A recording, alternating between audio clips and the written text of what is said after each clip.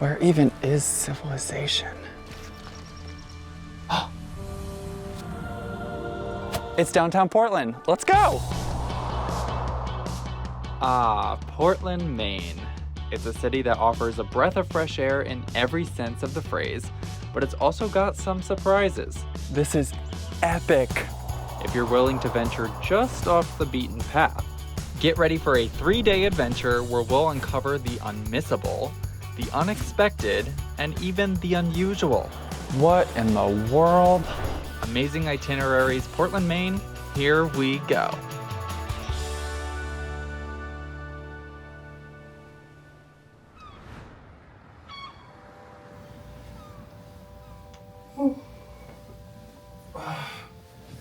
Good morning, Gorges. Oh yeah, good morning to you guys too. You guys are gorgeous too. But this view, wow. I have to show it to you. It's too beautiful. So let's get a load of this view. Very nice. So this is the Holiday Inn by the Bay. And when they say by the bay, they mean by the bay. Look at this beautiful ship coming in. It is a harbor city after all. And I'm just really excited to wake up to this view every day for the next 3 days. Very exciting, very beautiful. And we're only just beginning here, people. This is day 1 officially. But before we begin, it's time to lay out the rules of the itinerary. Let's do it.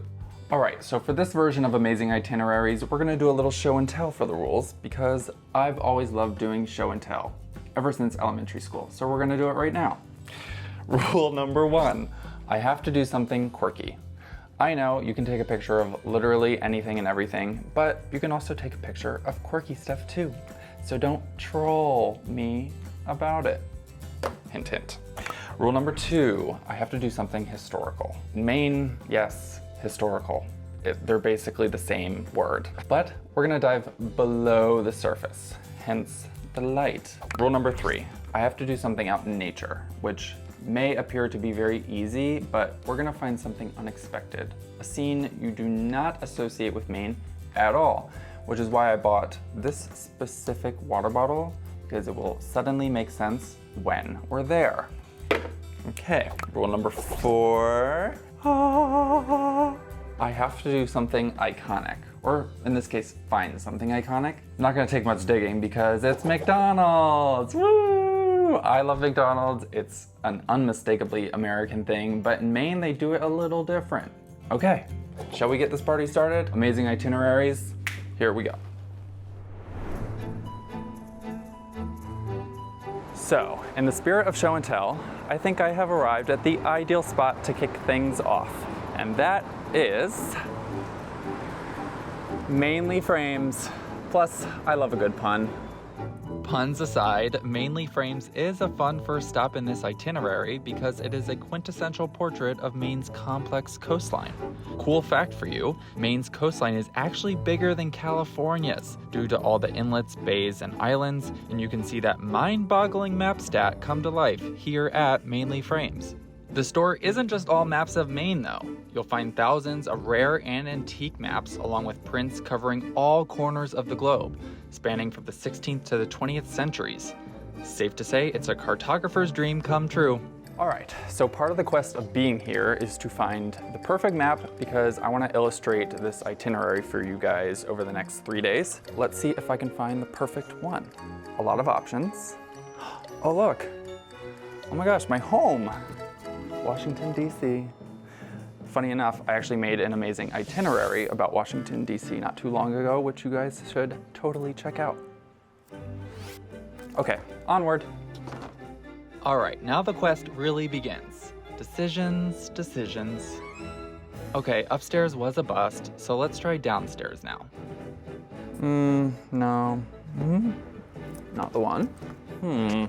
No, also not the one. Wait, this is the one. All right, let's map out our next spot, shall we?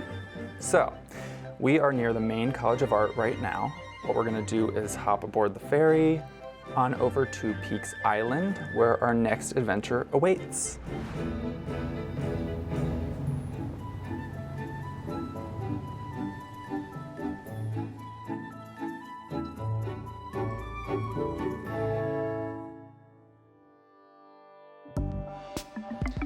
We are starting off our quest to complete rule number 2 with a bang here at Battery Steele, which is one of nearly 60 military structures here on Peaks Island.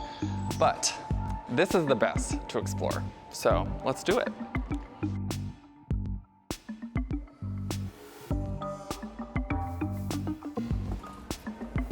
Oh wow, look at the ceiling. That's so crazy.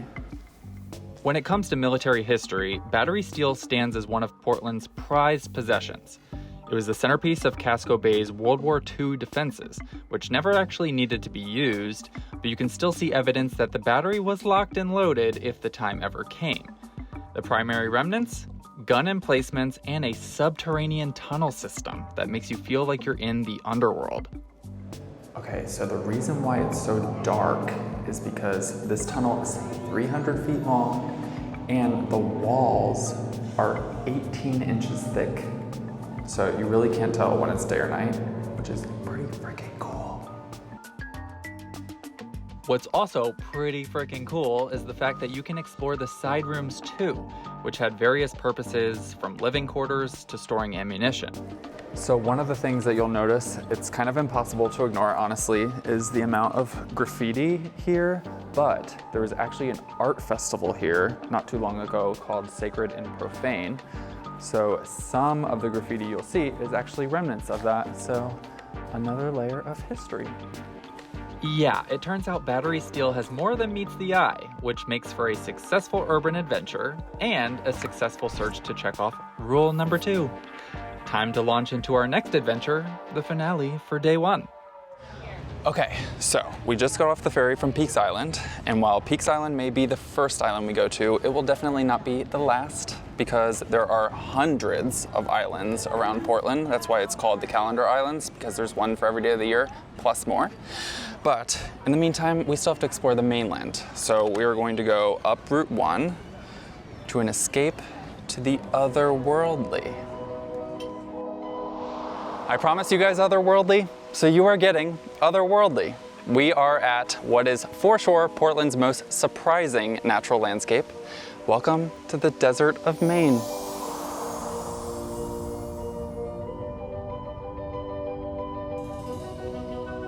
You're probably wondering, Hunter, why is there a desert in Maine? And you know what? That is a very fair question. So I'm gonna try to answer it for you. First, this isn't a desert. I know, it's very sad. I'm very sad about it. The reason why this desert is here in Maine is very fascinating.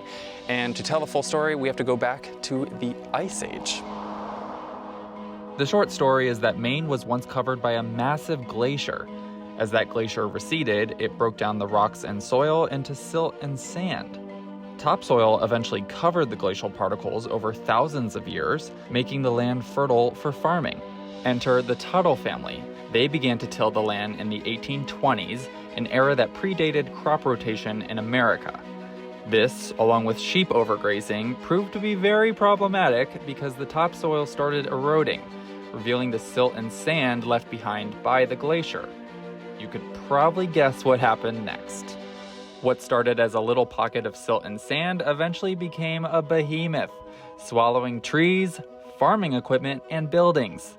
The Tuttle family felt they had no choice but to sell the property, and in 1919, Henry Goldrup bought it, turning this dramatic landscape into a tourist attraction and giving it the name we know today, the Desert of Maine. This so-called desert currently covers about 20 acres and includes some other fun little features, like a fossil dig exhibit and a slide, which you know I can never resist if you saw my Nashville itinerary video. That was fun. But before you leave, don't forget to snap a pic with Sandy the camel. She's been here for decades, which pretty much makes her an icon. All right, you guys, rule number 3, check. We did something out in nature, and that is a wrap on day 1. So now it's time for me to wander to sleep because day 2 is going to be an epic one. So peace out.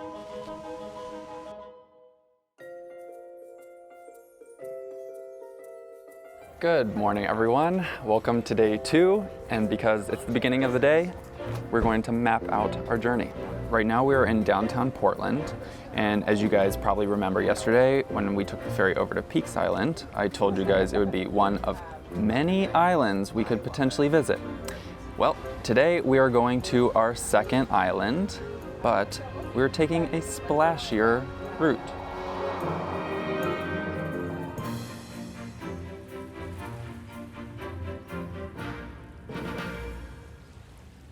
I wasn't kidding when I said splashy adventure. Oops, that's cold. But aside from the splashiness, I want to show you guys all the islands because we just started kayaking and you can see many of the hundreds of islands out here. So 1, 2, 3, 4, 5 in the distance, 6. I think that one may be 7. And then finally, all the way over there, 8. That little speck is where we're going. It looks like a speck now, but I promise you, it is anything but a speck, as you will see when I get there. For this morning's adventure, we are tagging along on a Portland paddle tour to one of the coolest landmarks you will ever find. Not just in Portland, but in all of Maine. Almost there. Yeah, I wasn't kidding when I said we're in for an epic day. Let's do this. We made it. All right, so we've arrived at our first stop for day 2. It is Fort Gorges. And no, it is not spelled the way you think it is, but it is gorgeous, as you're about to see. I still get chills replaying the first time I walked into this dramatic, borderline apocalyptic scene, and you probably will too when you visit this incredible island dystopia. Oh wow, this is epic.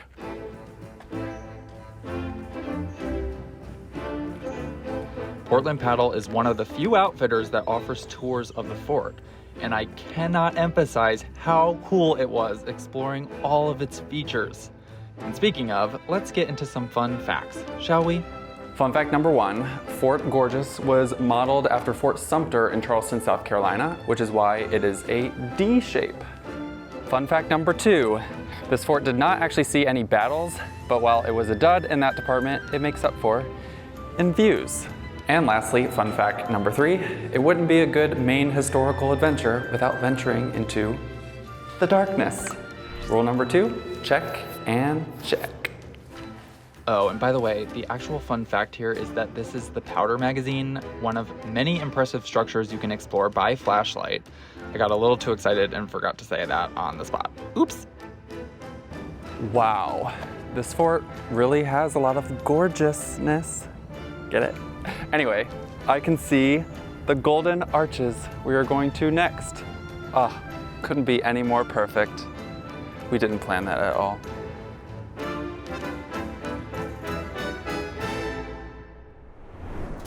All right, so I really worked up an appetite kayaking, so it is time for us to head north to one of my favorite food stops in all of America. Oh wait, we're already here. It's McDonald's. Yes, this is a McDonald's. It may be hard to believe, but a McDonald's in a colonial mansion is exactly what you'll find in Freeport. Why? Well, the town is very particular about preserving its historical character, which I personally love, so naturally I had to see it for myself. So we are here not only to look at the gorgeous interior, but also to taste test. I love McDonald's, but there's a couple things I have not tried yet. Now is the perfect time. Taste test time. Big Mac, I've never tried it before, don't judge me. Fries, of course. Nuggies, Filet-O-Fish, snack wraps, and then of course, Mocha Frappe, my favorite thing on this planet. Shall we dig in? I'm not loving it. I need a fry to wash it down. Oh, much better. This could not possibly disappoint me ever. Exactly as I remember it, just joy in a little nugget. I'm scared for this one. It tastes like nothing. I don't know how to feel about that one. Please, snack wraps. Not crunchy enough. I know, I'm so sophisticated with my reviews. I love coffee, I also love milkshakes, and I love chocolate, and I love whipped cream. So this is like the perfect drink. Yes. This was a good decision. I'll look away while I eat this whipped cream, because it's not gonna be pretty. Rule number 4, check. But we are not done seeing iconic things. So let's plot out our next stop. We just experienced an icon of America. And now we're gonna head down south to see an icon of Portland, right here.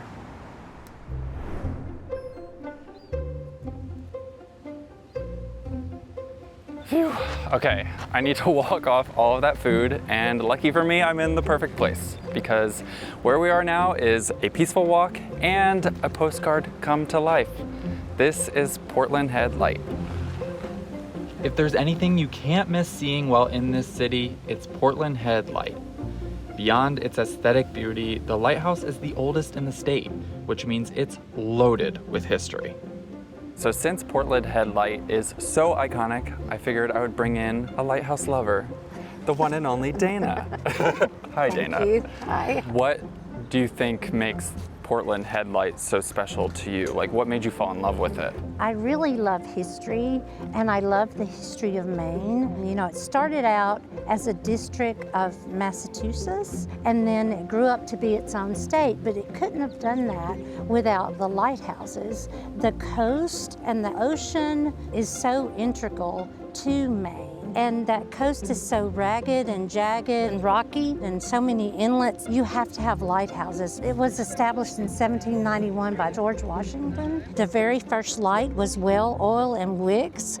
The first bell would have been a foghorn bell that you actually would strike with a mallet when there was fog coming in. It's just kind of amazing to think of the lighthouse keeper that would do that. Over the course of my chat with Dana, I learned so much about Portland Head Light. But what stuck out to me the most is how treasured these lighthouses are to the people here. From bike races, to nighttime photography workshops, to features in classic movies like Forrest Gump, these silent sentinels are the bedrock of the state's maritime way of life. And after you visit one for yourself, you'll quickly understand why they're so beloved. You know what time it is. Map moment means we are off to our next stop. So right now we're at Portland Head Light, and next we are heading off the map to a very super secret location. But I will give you 3 guesses as to where we are going.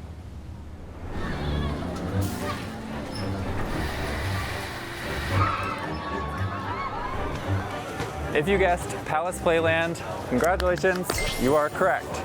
If you have no idea what that is though, you are about to find out. While Portland Head Light may be the postcard of the city's chill side, Palace Playland is the postcard of thrills, possibly with a side of nausea, but we'll get to that in a second. First, let's just have fun. The quest here is to find the wildest ride possible. We started a little mild, but it's time to slide on over to some other rides.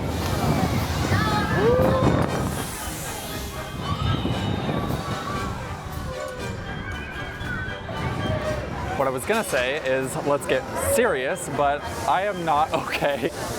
So let's see if I can actually just get through this.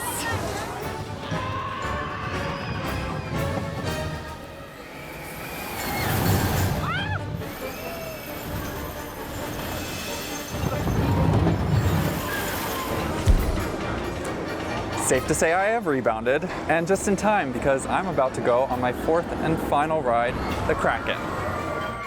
Let's do this.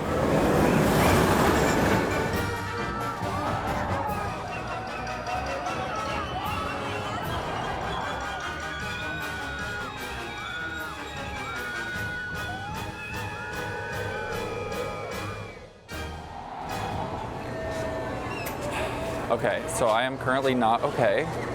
I'm dizzy, I cannot see straight, but that was my last ride. I deserve a reward. So I'm gonna get myself a reward.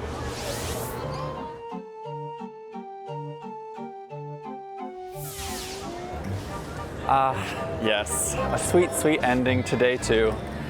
I will catch you guys tomorrow.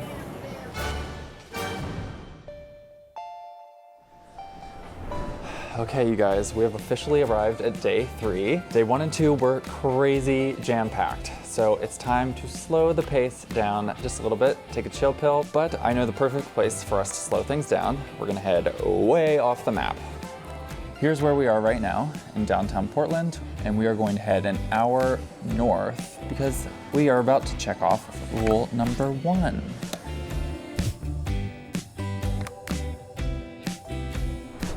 Wait, I don't even know if I'm going the right way. If only there was an easier way to tell.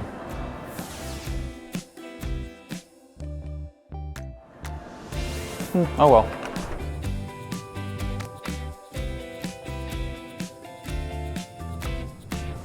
Update, I think we're on the right track.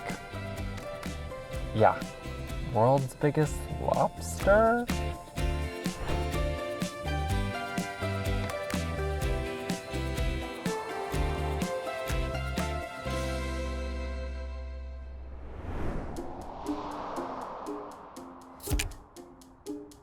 Found it.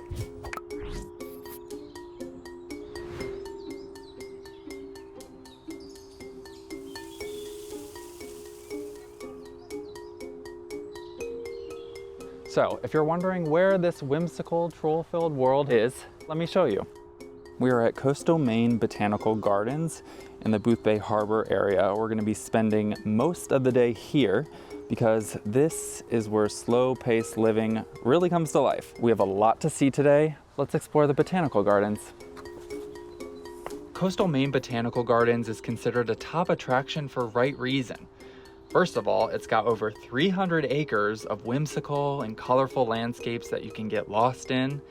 As you follow the paths, you'll stumble on seasonal exhibits like the Caterpillar Lab, which was wild to say the least.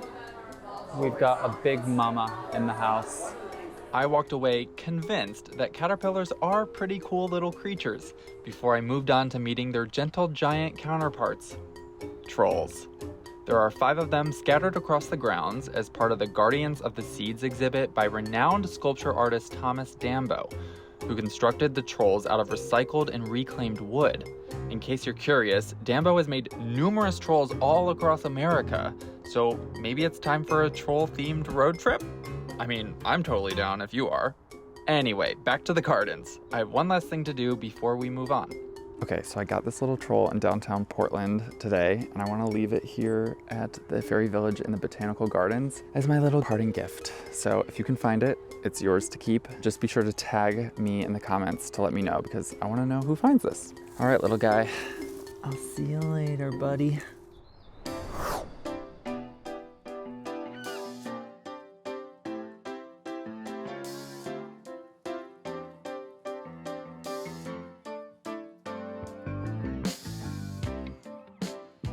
Finally, we have made it to Boothbay Harbor.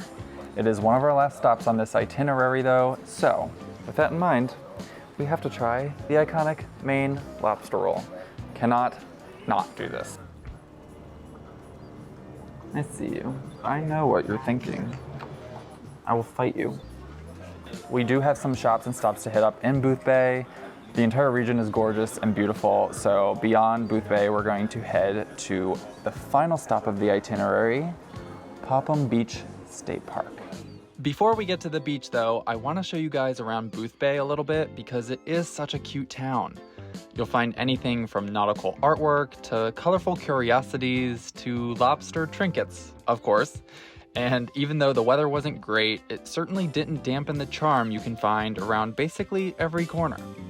Yay for Boothbay!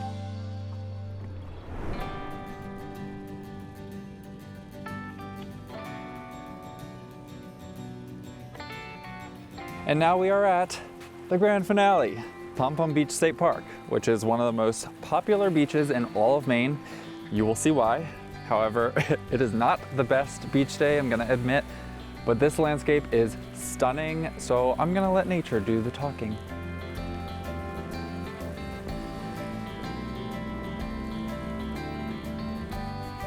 I know it may be hard to believe the beach's popularity on a day like this, so here are a few photos for proof that it is actually stunning on a sunny day.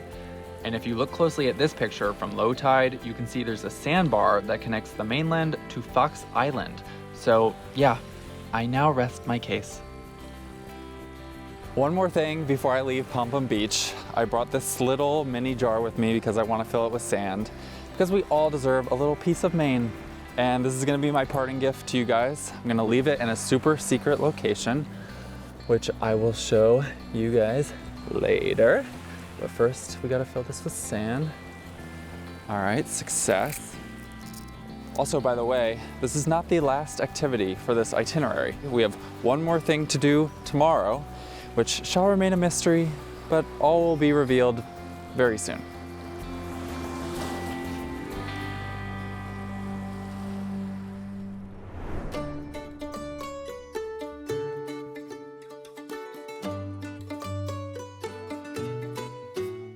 You guys, it is day 4 and we are back to where we began in Portland. Sadly, it is the end of the road for us for this itinerary, but also it is the end of the road because we are literally going to the end of the road at the Portland Ferry. But this is not just any ferry, it's a mailboat.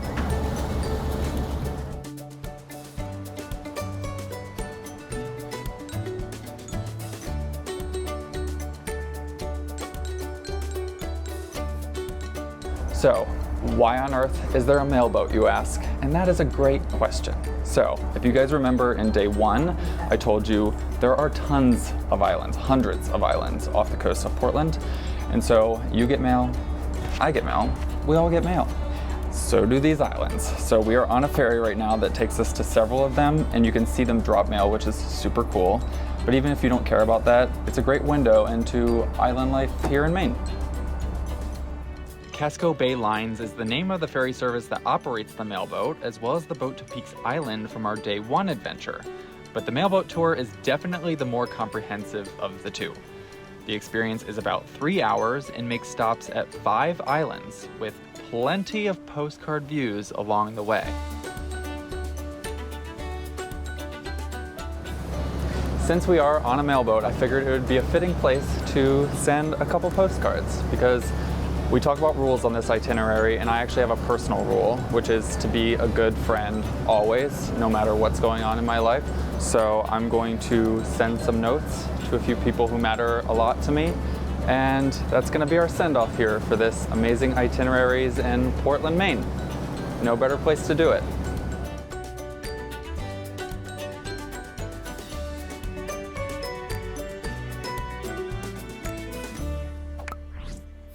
All right, now that I've dropped off the postcards, I actually have a few more things I need to drop off for you guys. Treasure hunt time. So, as you guys remember probably from yesterday, I referenced a few parting gifts that I want to leave here in Portland. I have a little moose and a little lobster that are first up. I'm going to leave them in Boothbay Square under a bench. So I hope you guys can find it and it won't get stolen. First 2 down, 2 more to go. Okay, here are the last 2 items that I want to give to you guys. No promises that they will still be here, but I hope you guys find them. We are at Luke's Lobster. There we go. The final thing I want to say to you guys is thank you. Thank you for watching. Thank you for joining this journey with me here in Portland, Maine. It's been such an adventure, so fun, so pretty. This place is absolutely magical in so many ways. And also thank you to everyone who stopped us and asked us what the heck we're doing. It's been really fun meeting all of you, and I hope you guys continue to do that as we roam from city to city for this itinerary series. But in the meantime, I'm gonna take one last moment to soak it in, since this is my last little bit being here. So, bye.